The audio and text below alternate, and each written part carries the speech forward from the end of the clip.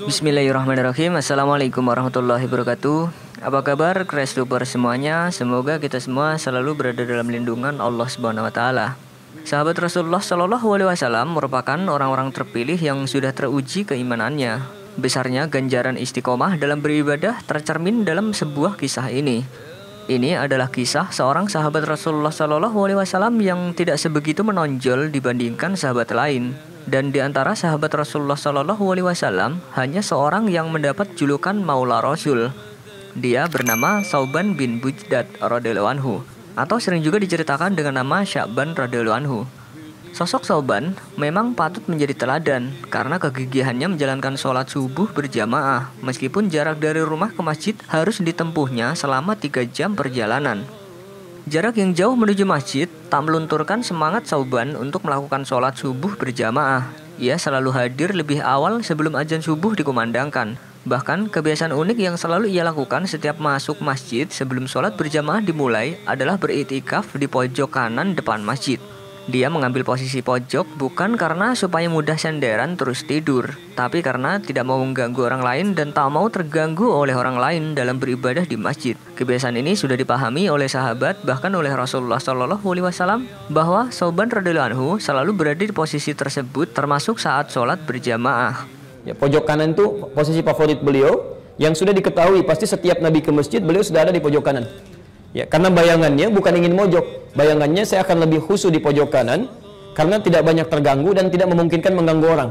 Samping kanannya kan cuma pelepah kurma tiang, samping kirinya 1 orang, nengok ke belakang nggak mungkin, gitu kan? Jadi tidak banyak terganggu dan tidak banyak pengganggu orang. Maka beliau pilih di pojokan sebelah kanannya. Ia adalah salah satu budak atau pelayan Rasulullah Shallallahu alaihi wasallam. Sauban merupakan seorang penduduk Yaman yang menjadi tawanan ketika terjadi perang di zaman jahiliyah.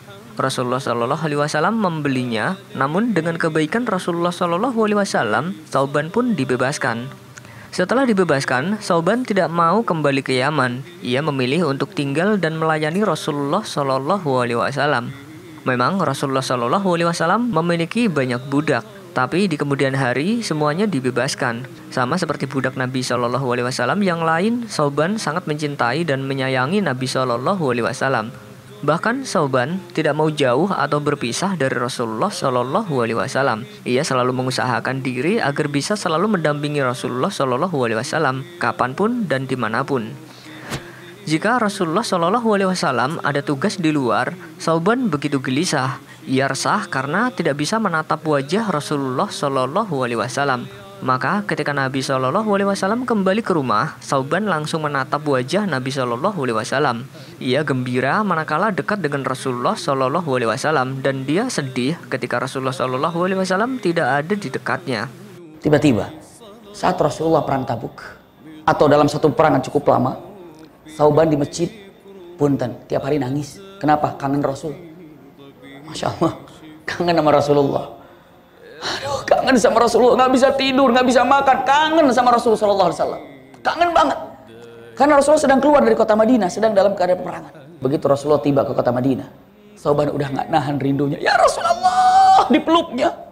Aku rindu ya Rasul, aku kangen ya Rasul, aku kangen, aku rindu. Udah nggak bisa nahan rindu, semua sahabat rindu. Tapi ini udah nggak bisa nahan rindunya seperti apa. Ya Rasul, aku rindu, aku kangen ya Rasulullah. Rasulullah peluk mengatakan, aku juga rindu hai Sauban, aku juga rindu hai Sauban. Sudah selesai melepas rindu. Punten, baru saja melepas rindu, Sauban tambah dahsyat nangisnya.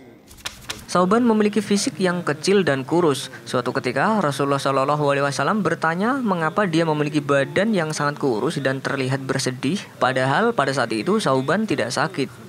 Lalu Sauban pun menjawab, "Ya Rasulullah, saya seperti ini karena sulit makan dan sulit tidur, bukan karena saya tak memiliki makanan. Saat siang datang, saya memikirkanmu, apakah malam nanti saya bisa berjumpa denganmu. Malam hari saya juga memikirkanmu, apakah saya masih bisa bertemu denganmu di siang harinya. Dan yang paling membuat saya sulit makan adalah kalau di dunia saya masih bisa melihatmu ya Rasulullah.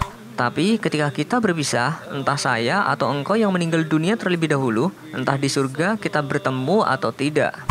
Kalau teringat akhirat, saya takut tak dapat melihatmu lagi, sebab engkau akan diangkat ke surga tertinggi bersama para nabi.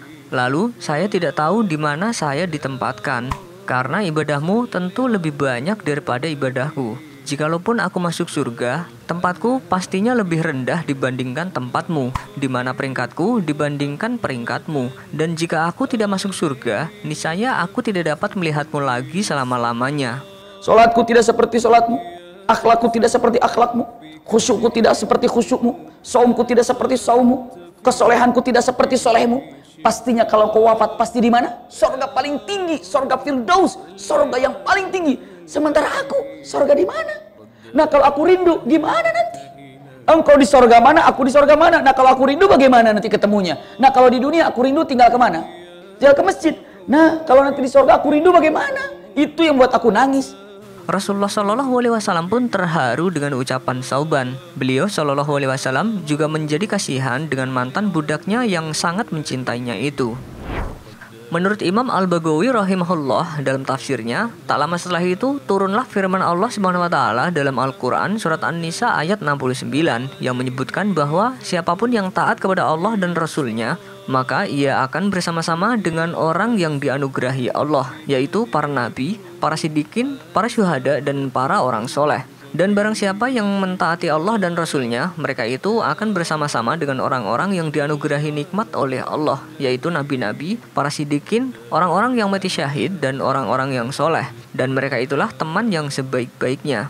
Ayat ini seolah menjawab kesedihan Sauban yang takut tidak bisa bertemu dengan Rasulullah Shallallahu Alaihi Wasallam yang sangat dicintainya di akhirat kelak. Setelah tahu di mana surga yang bisa mempertemukannya, Sauban semakin bersemangat dalam beribadah. Segala sesuatunya mengalami peningkatan, termasuk ibadahnya untuk datang ke masjid. Siapa yang mau taat kepada Allah dan taat kepada Rasulnya, faulaika ma'alladzina an'amallahu alaihim, maka mereka itu tidak hanya di dunia, di akhirat akan kami tempatkan bersama orang-orang yang telah diberikan nikmat oleh Allah. Sauban minta bersama Rasulullah, jawaban Qur'annya bukan cuma Rasulullah SAW. Ya, dia kalimatnya minan nabiyyina, termasuk dari semua para nabi. Jadi ada surga yang disiapkan oleh Allah, yang surganya itu Masya Allah levelnya bersamaan dengan semua nabi. Jadi kalau antum pengen punya cita-cita itu ya pilihlah salah satu di antara ini. Antum pengen jadi apa?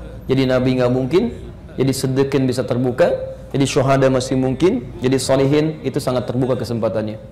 Cara untuk mendapati ya yuta'illah wa rasul, ikuti Allah dan Rasul. Jadi bukan cuma menaati Allah tapi menaati Rasul. Begitu Rasul katakan ini, beliau kerjakan. Ada misalnya bangun dari tidur, orang sampaikan ini, Nabi sampaikan ini, yang Nabi beliau ikuti. Makannya, minumnya, segalanya. Yang paling menarik, meningkat lagi ke masjidnya. رد الحياة إلى الحياة